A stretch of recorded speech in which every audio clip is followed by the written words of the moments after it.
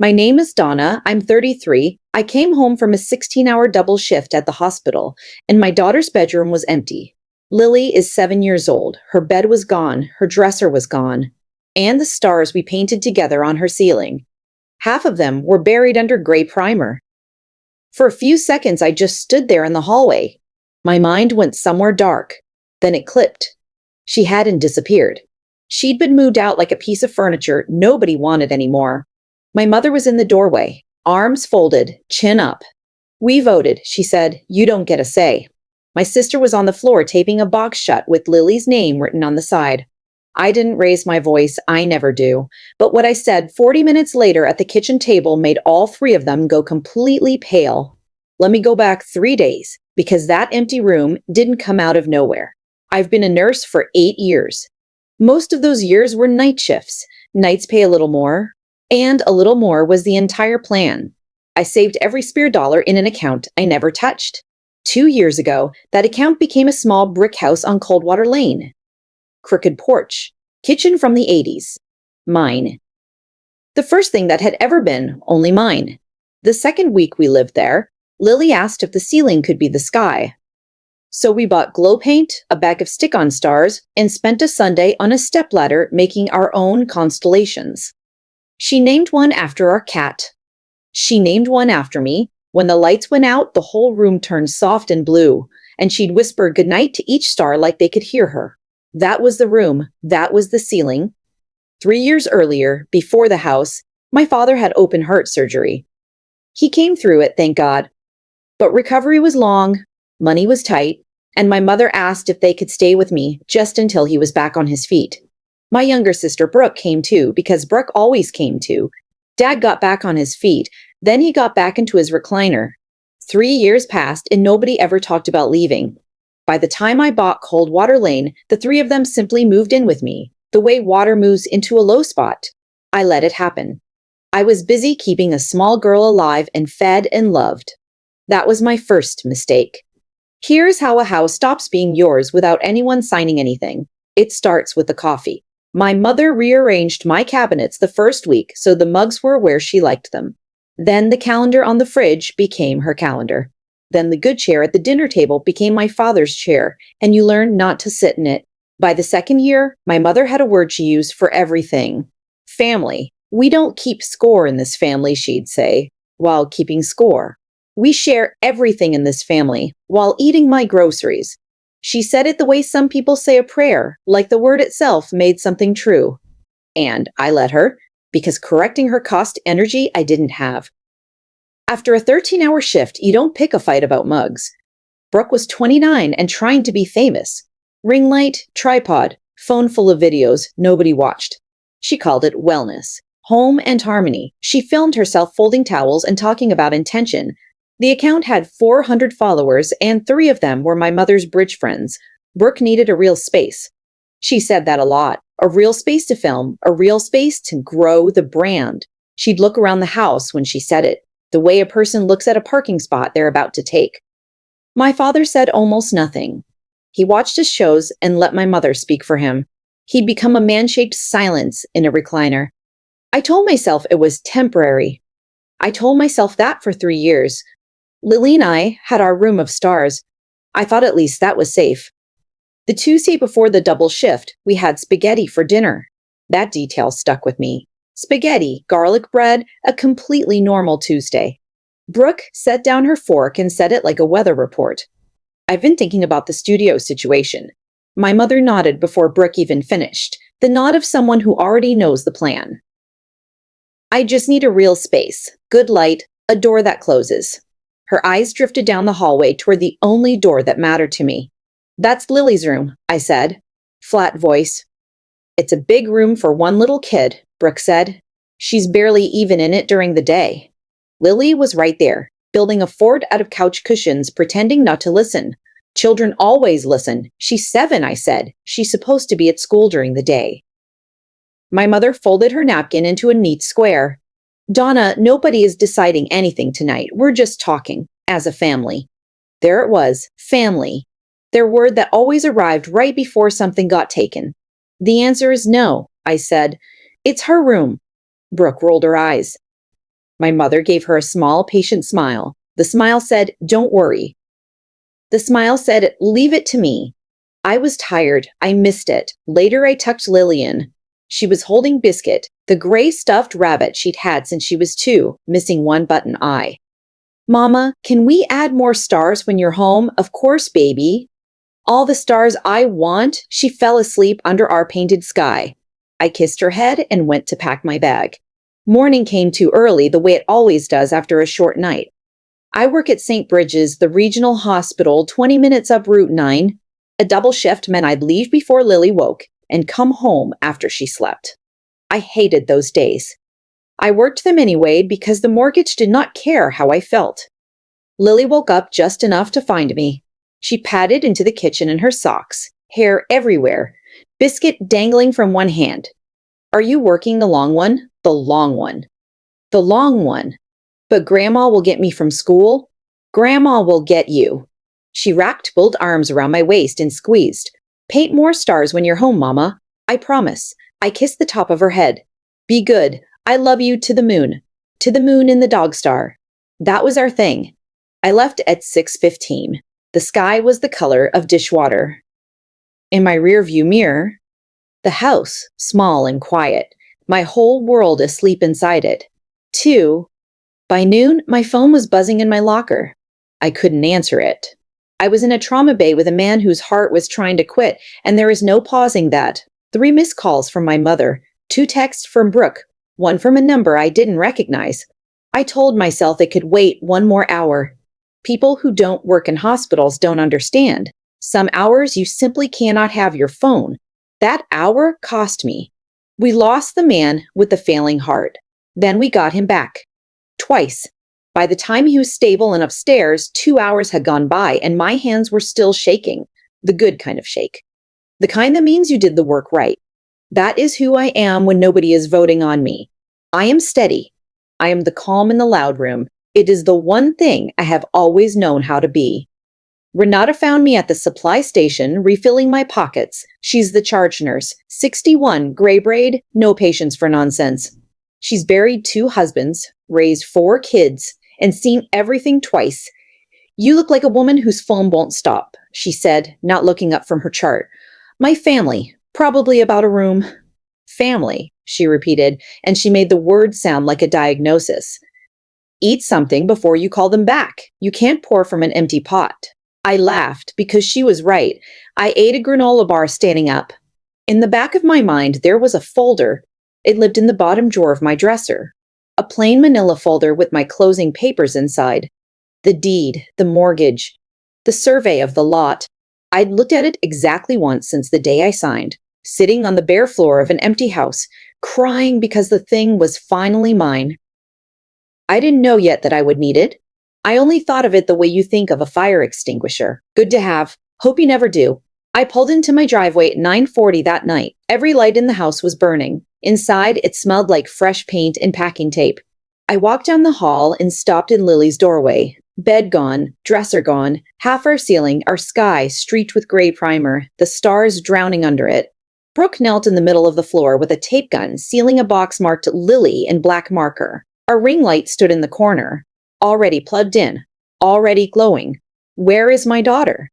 Very quiet. People who know me know that's the dangerous one. My mother appeared behind me. Arms folded, chin up.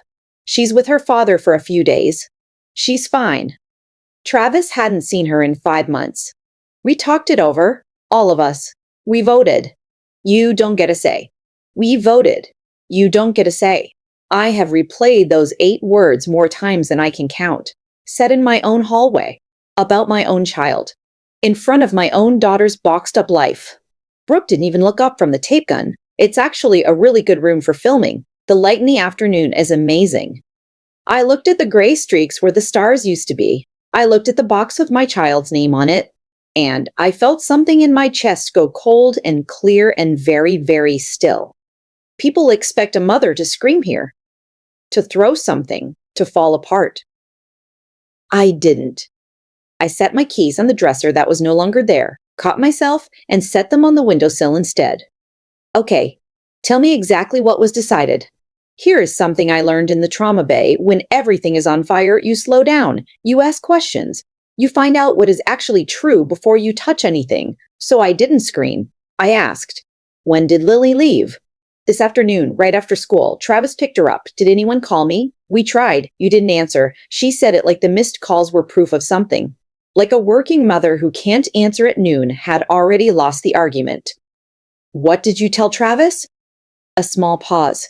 The first crack. That you needed a break. That you were overwhelmed and asked if he could take her a few days.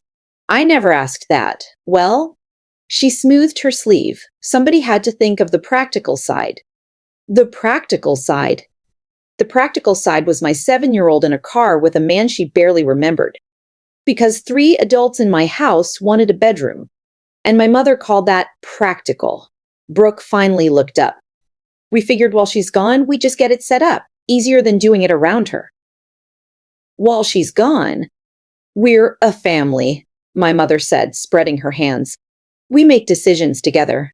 You've been so busy, Donna. We were trying to help. I looked at the 3 of them, my mother, certain, my sister, impatient. My father somewhere in the living room, silent as always. I didn't feel rage. Rage is hot and fast and stupid. What I felt was colder. It was the feeling of a door closing somewhere deep, very softly, and locking. Okay. The word came out flat. Thank you for explaining. Then I picked up Biscuit from the half-packed box, walked to my car, and called the only number that mattered. Travis answered on the second ring, which surprised me. Donna, hey, I was going to call you. In the background, I heard a television, and the small, specific sound of my daughter not talking. Lily talks constantly when she's happy. Silence from her is a fire alarm. Put Lily on in a minute. First, tell me exactly what my mother told you. He sighed. Travis is not a bad man. He is a tired, checked-out man who left when Lily was 2 and sends a birthday card most years. That is its own kind of failure, but it isn't cruelty. Your mom called this morning. Said you were burned out. Said you needed a few days and asked if I'd take Lily. She made it sound like you'd set it up. I didn't set anything up. A long pause. I figured something was off, he admitted. Lily cried the whole drive. Kept asking when you were coming. I didn't know what to tell her. I closed my eyes and breathed the way I teach scared patients to breathe. In for 4. Hold. Out for 4. It's not your fault, I said, and I meant it. You were lied to. I'm coming to get her tonight, if you'll let me. Of course, he said, relief leaking into his voice. Honestly, Donna, I love her, but I'm not set up for full time. I never was. At least he was honest. My mother had handed my child to the one person who'd already told everyone he couldn't keep her and called it the practical side. Let me talk to her. I heard him call her name. Small feet. Then my daughter's voice, wobbling. Mama? Hi, baby. Warm. Ordinary. Bathwater. I hear you're having a sleepover at Daddy's. I don't want a sleepover. I want to come home. A breath. They put Biscuit in a box. I've got Biscuit right here. He's safe. He's sitting in my lap and he misses you. Are you coming? I'm coming right now. I'm putting on my seatbelt this second. Can you hear it? I clinched the buckle next to the phone. A small, watery laugh. Yeah, 45 minutes. Pack your backpack. Brush your teeth. I'll be there before you finish one show. Okay. A pause. Mama, why did Grandma make me leave? There are questions you cannot answer honestly to a 7-year-old. You cannot say because your aunt wanted to film folded towels in your bedroom and your grandmother thinks this house is a country she's president of. So I said the truest small thing I could. Grandma made a mistake. Grown-ups make mistakes too. I'm going to fix it. That's my job. Okay, Mama. To the moon and the dog star, she whispered. I hung up. Set Biscuit gently on the passenger seat. Sat for 1 full minute in my dark driveway with my hands at 10 and 2. A lot of people would have stormed back inside right then, would have shouted, would have given my mother the explosion she could later describe to the neighbors as proof that I was unstable, dramatic, the difficult daughter. I didn't give her that. I never give them that. I put the car in reverse and went to get my girl. I want to pause here for a second, because if you've ever been the calm one in a loud family, this part is for you. For years, I believed that keeping the peace was the same as keeping my dignity, that if I never raised my voice, never made a scene, I was winning by being the bigger person. If you've ever swallowed your own no to keep a dinner table quiet, drop a comment and tell me where you're watching from. I read every single one. And if these stories are your kind of medicine, subscribe because I post a new one every week. Now, back to that driveway. Before I'd even backed out, my mother came onto the porch. She didn't look worried. She looked annoyed, the way you look at a kid making a scene in a grocery store. Where are you going? To get my daughter. Donna, you're overreacting. She's perfectly fine. She's been crying for 6 hours.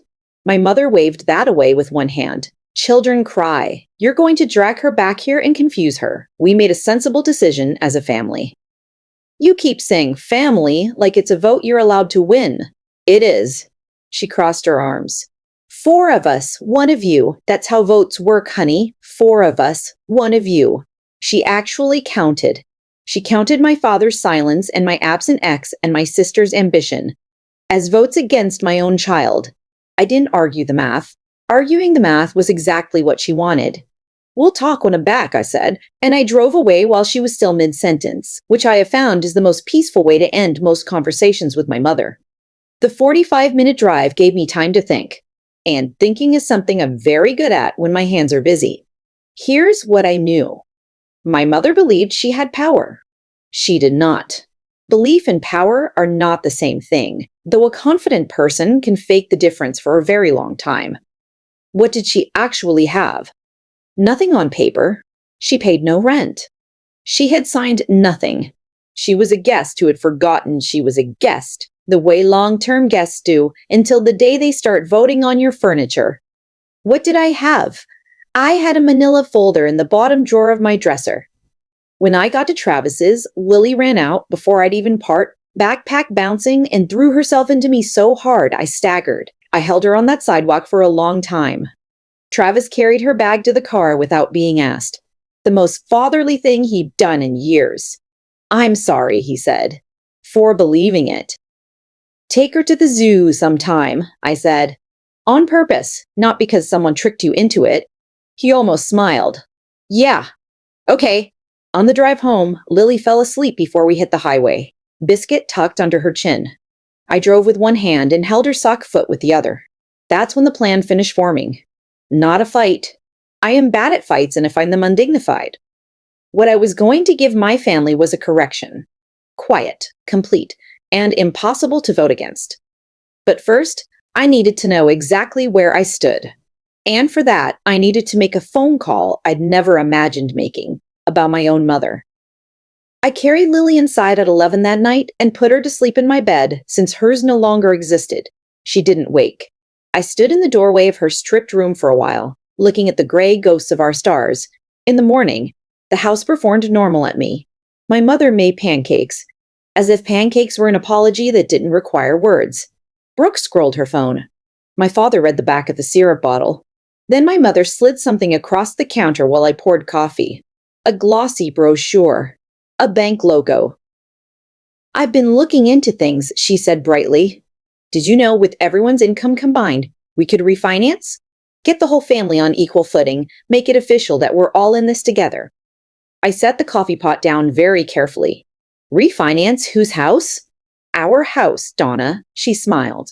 It's silly that it's all on you. What if something happened to you? Where would we be? There it was, the real shape of it. Not just a room, a foothold, a name on a paper. And the studio? I asked. Weekday a voice. Brooke perked up. That's happening Saturday. I invited some collaborators for the reveal. A photographer's coming. It's going to be a whole launch. She paused. Mrs. Okafor's stopping by too. Mom told her all about the brand. Saturday. Witnesses. A photographer. A neighbor. If they wanted an audience, I thought, an audience is exactly what this should have. I just had to make a couple of calls first. The thing that turned my stomach to stone was sitting on the kitchen counter the next afternoon. Brooke's tablet, plugged in and unlocked, screen glowing on a group chat. I am not a snoop. But the chat was named in cheerful letters Atwood House with a little house emoji, and I was not in it. My mother was in it. My father. Brooke. Even my Aunt Carol, 2 states away. Everyone named Atwood, except the Atwood whose name was on the deed. I read it standing up, and the floor felt a long way down. It went back 6 weeks. 6 weeks of messages about the room before that spaghetti dinner where they pretended to be just talking. Messages about how to handle Donna. My mother had written, word for word, "We'll just present it as a family vote. She won't fight the whole family. She never does. She never does." My own mother had studied my calm the way a hunter studies a deer trail. She had counted on it. My silence wasn't peace. To them, it was a green light. There was more. A photo my mother had sent, a printed document propped on this same counter, a quitclaim deed form half filled out with a sticky note in the corner. Get deed to sign. Tell her it's for the fire insurance. She had written a script to trick me out of my own house. I didn't cry. I didn't throw the tablet. I took out my phone and photographed every screen. The messages. The deed form. All of it. Then I set the tablet back exactly where it had been. Then I texted Renata one line. I need the name of that lawyer. That night, after Lily was asleep, I sat on the floor of my closet, the one room in the house with a lock, and I let myself feel it for exactly 10 minutes. 6 weeks. They had spent 6 weeks planning how to move my child out and themselves further in, and they had built the entire plan on me being too gentle to stop them. The betrayal wasn't the room. The room was just where it became visible. The betrayal was older. The betrayal was that they had studied my kindness and decided it was a weakness they could farm. When the 10 minutes were up, I stood, washed my face, got practical. Practical is my native language. I'd just been speaking everyone else's for 3 years. I made a list, the way I do at work when a patient is crashing and panic is not an option. 1. Get Lily safe and stable. Done. 2. Find out exactly what the law said. Belief versus power. I needed to know which one I actually held. 3. Do nothing visible until I knew. That was the hardest one. Renata texted back a name and a number. Property and family. She's a pit bull in pearls. Tell her I sent you. I saved the contact. Patricia Vance, attorney. I looked at the name for a long moment, then I looked through the wall toward the room where my mother slept, certain she had already won. You don't get a say, she had told me. We would see about that. I called Patricia Vance on my lunch break the next day, sitting in my car in the hospital parking lot with the windows up. I told her everything plainly, the way I give report at shift change. The house. The deed in my name only. The parents and sister who paid no rent, signed no lease, and had lived with me for 3 years. The vote. The child sent to her father without my consent. The group chat. The quitclaim form. The fire insurance lie. She was quiet while I talked. Then she asked 3 questions. Your name and only your name is on the deed and the mortgage. Only mine. They've never paid rent. No written agreement. Nothing. Not a dollar. And the child. You have sole legal custody? Sole custody. Her father has visitation he almost never uses. I heard her pen moving. All right, here is the truth, and I want you to hold on to it. A pause. A family vote has no legal weight, none. You could hold a vote about who owns the moon. It would mean exactly as much. I let out a breath I think I've been holding for 3 years. Legally, she continued, your parents and sister are what we call licensees. Guess you've allowed to stay. You can withdraw that permission. With proper written notice, they can be required to leave, and no grandmother on earth gets to decide where your child sleeps. They handed her off based on a lie. That alone is serious. A pause. Do you want to do this loud or do you want to do this right? Right, I said. Always right. Good, said Patricia Vance. Then let's get some papers in order. I spent the next week being the most pleasant version of myself anyone in that house had ever met. I made coffee. I complimented Brooke's backdrop fabric. I asked my mother about the refinance brochure with what looked like genuine interest, and let her explain it to me twice, nodding, gathering string. Meanwhile, in my car, on my breaks, in the locked closet at night, I worked with Patricia. She drafted 3 notices to vacate. 1 for each adult, written to the letter of Ohio law. 30 days, since none of them had ever paid rent and none could claim a lease. On Thursday, a process server delivered them. Certified copies went out by mail with green return cards. I watched from the kitchen window as my mother collected the mail that afternoon. I watched her flip past the certified envelopes, frown at them, and drop all three in the basket by the door where she throws what she calls junk. She didn't open them. She was so certain that nothing official could be aimed at her in my house, that she filed her own eviction notice under junk mail. I also filed a custody petition to formalize what was already true on paper, so that no grandmother with a brochure could ever again decide where my daughter slept. Patricia called it belt and suspenders. I called it never again. Everything was filed, everything was lawful, everything was quiet. By Friday night, the only person in that house holding all the facts was me. I want to step out of the story for one more moment, because I think someone watching needs to hear this tonight. If your kindness has ever been treated as permission, this is what I learned the hard way. Being calm is not the same as being a doormat. The difference is a boundary. A doormat says yes to keep the peace. A calm person can say no, mean it completely, and never once raise her voice. If you've been confusing the two, like I did for 3 whole years, write the word boundary in the comments so I know you're out there. And if you want to see how Saturday ended, stay with me, because we're almost there. I woke before everyone on Saturday, drank my coffee at the counter in the quiet. Brooke's ring light glowed faintly down the hall through Lily's open door, already warming out for its big debut. I went to the bottom drawer of my dresser. I took out the plain manila folder. Inside, the deed in my name only. The mortgage in my name only. A copy of the 3 notices to vacate dated Thursday, the custody papers, and the photographs from Brooke's tablet printed at the drugstore, including the quitclaim form and the message that said she never does. I squared the papers the way I square a chart. Then I clipped my hospital badge to my collar, even though it was my day off, because some part of me wanted to walk into that room as exactly who I am. Donna Atwood, RN. The calm in the loud room. The first car pulled into the driveway at 10. The company had arrived. Brooke had 2 collaborators, women about her age with careful hair and ring-light hands, and a photographer named Devin who kept checking the light through his fingers like a frame. Mrs. Okafor from next door came in her church clothes holding a foil-covered dish, because that is what good neighbors do when they're invited to something they don't fully understand. My mother was radiant, moving through the little crowd like a hostess at a gallery opening, one hand on Brooke's shoulder, telling everyone about the family's new creative space. My father sat in his chair in a clean shirt. Willie stayed close to my leg, Biscuit under her arm, watching these adults fill up her house. "There she is," my mother said when she saw me. Her smile had an edge. "Donna's been so supportive. Wouldn't miss it," I said. I had the manila folder flat under my arm, pressed against my side, the way you carry something you don't want noticed yet. Devin sat up near the doorway of Lily's room, framing the ring light and the half-primed wall. One of the brand women cooed about the natural light.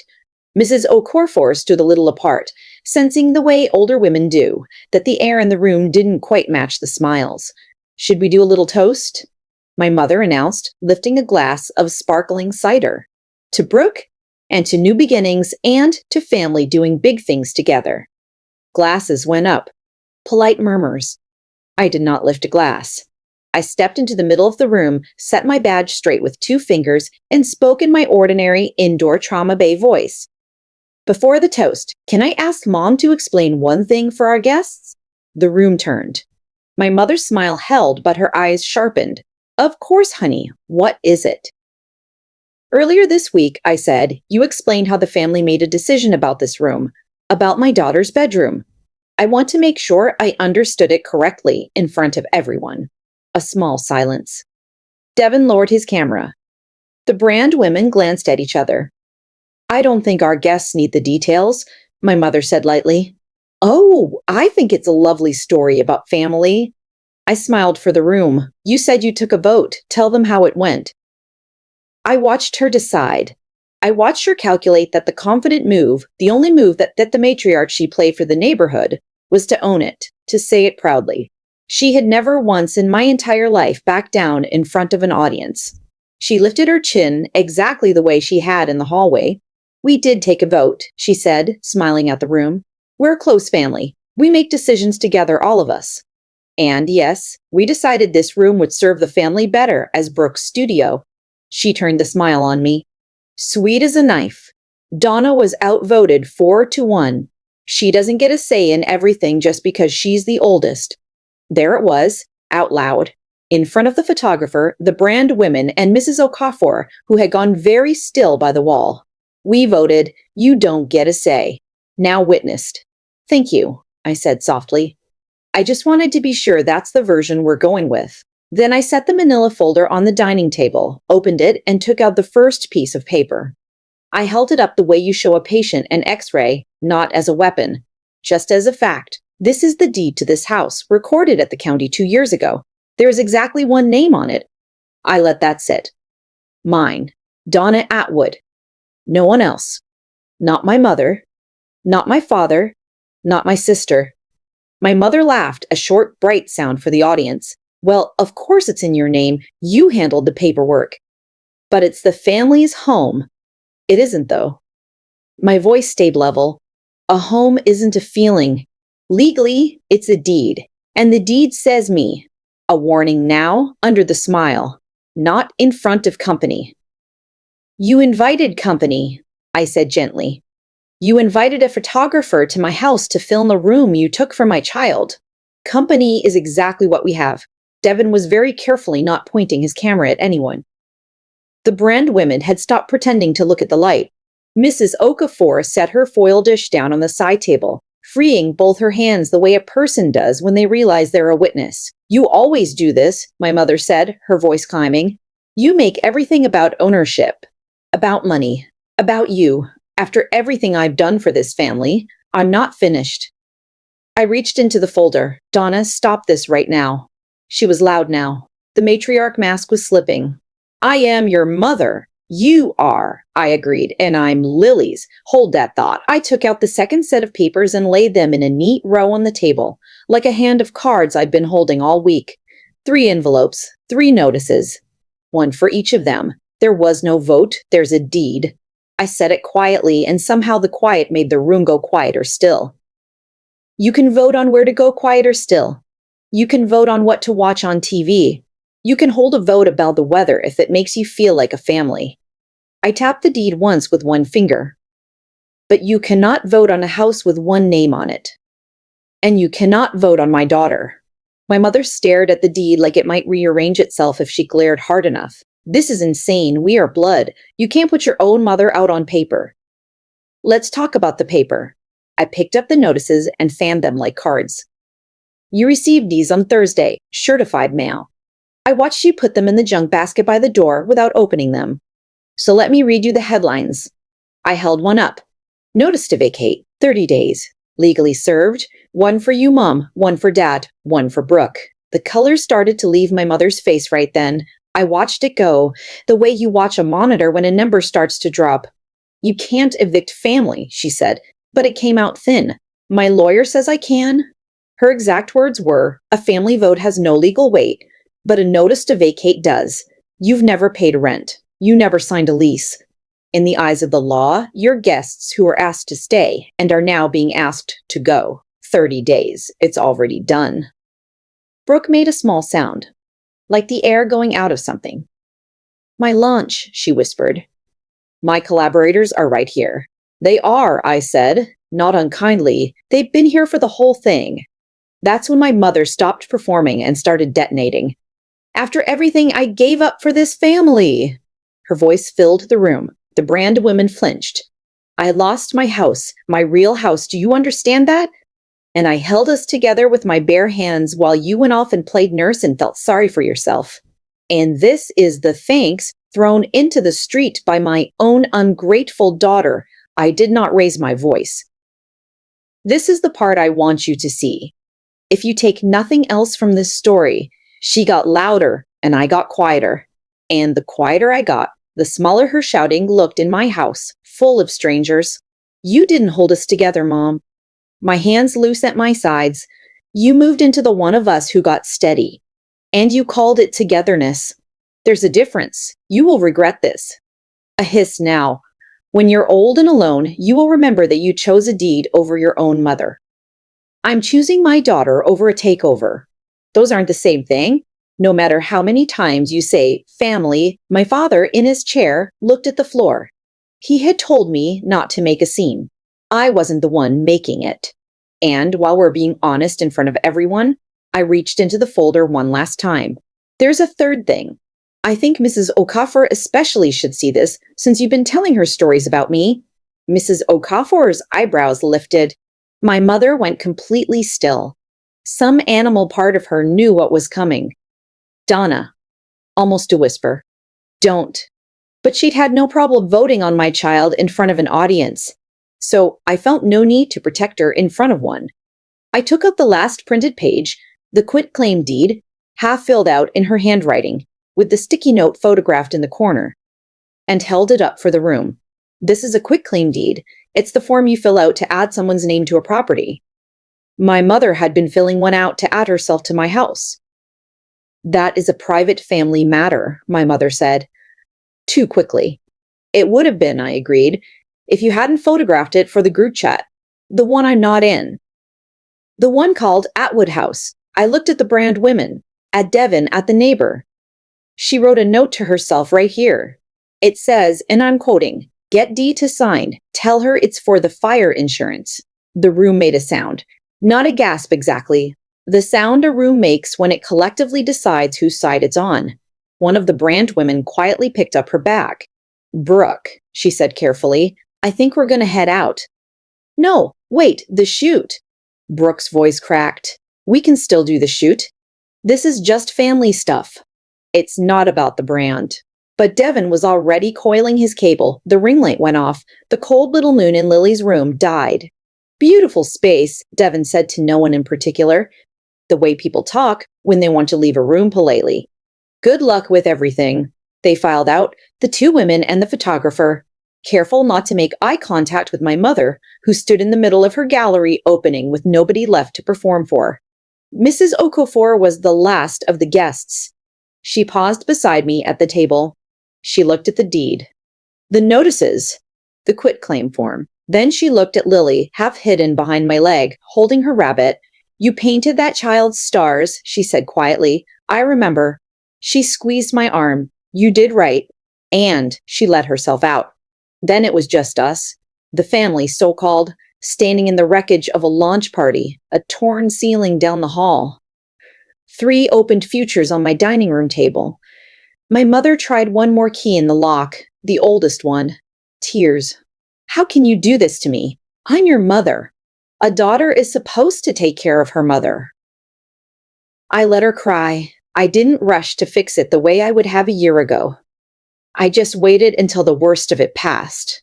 Then I said the thing I'd come to understand sitting on a closet floor at midnight. "Mom, I think you got so scared of being nobody that you tried to make yourself the center of a house that isn't yours. I'm sorry you were ever that scared. I really am." I kept my voice soft. "But being afraid doesn't give you a vote on my child's bedroom. And it never gave you permission to send a 7-year-old away on a lie." Brooke needed the room, she said weakly. "Brooke is 29. I did not raise my voice. Lily is 7. I will not strip a child to stage an adult's hobby. Not in my house, not while I'm breathing." I crouched down to Lily's level and tucked her hair back.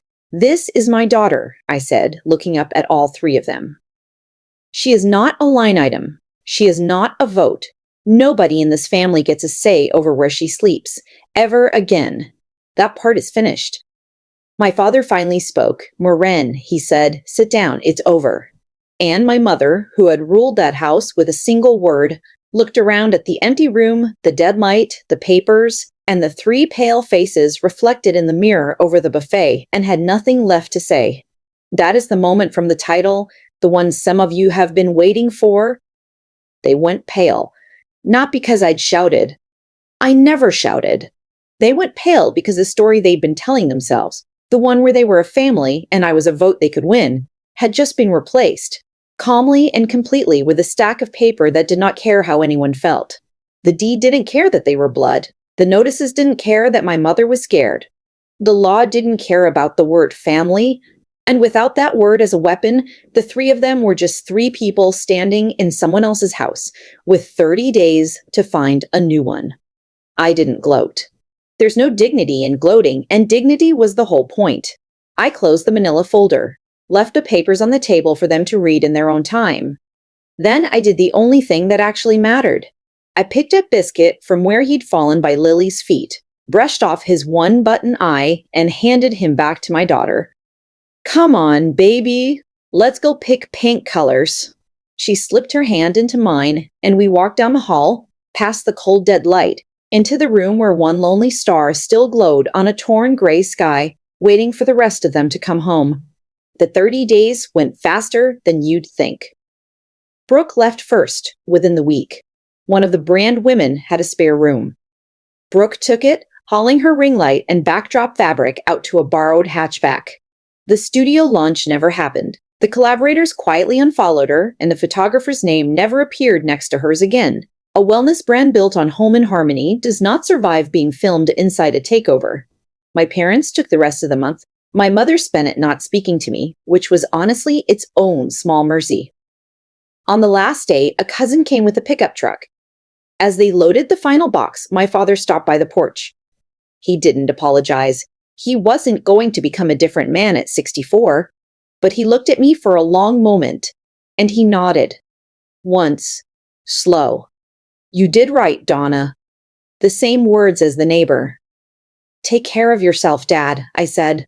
And I meant it. The truck pulled away, and the house was quiet in a way it hadn't been in 3 years. Not empty, quiet. There's a difference. The same difference as between a doormat and a calm woman. For the first time since I'd signed the deed, the house was actually mine. I changed the locks that afternoon. Not out of spite, out of arithmetic.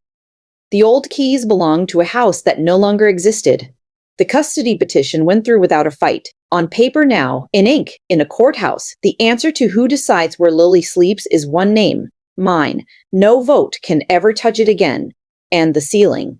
That first free weekend, Lily and I bought glow paint and a fresh bag of stars. We rolled clean white over the gray primer, and when it dried, we put the sky back. Star by star. She named one after the cat again. She named one after me. We added a new one near the window. What's that one? I asked. The home star, she said, so we always know where we are. Biscuit sat on her new bed and supervised. My mother called once, about a month later.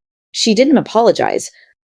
She said she'd forgiven me, which is a thing people say when they cannot say sorry. Then she asked when she could see Lily. I didn't slam the door. I'm not built that way. And Lily deserves grandparents who can earn their way back. You can see her, I said. I didn't soften it and I didn't sharpen it. Here, with me. When you can be in this house without trying to run it. She didn't like the terms. But terms are how you keep a door open, and your dignity at the same time. It's a start. Like one painted star. People think the strongest thing you can do is shout. It isn't. The strongest thing I ever did, I did in a soft voice in my own dining room with a sheet of paper in my hand and my daughter holding the other one. There was no vote. There was a deed. And the deepest thing I carry from that Saturday is this. A boundary is not cruelty. Silence is not surrender. And the people who mistake your kindness for permission are simply the ones who have never seen what your kindness was protecting all along. A house has one name on the door. So does a mother's love. That's my story. One double shift, one stripped room, and one quiet sentence that put a whole house back in order. If it reminded you to protect what's yours without ever raising your voice, share it with someone who needs it. Drop a comment, hit subscribe, and I'll see you in the next one.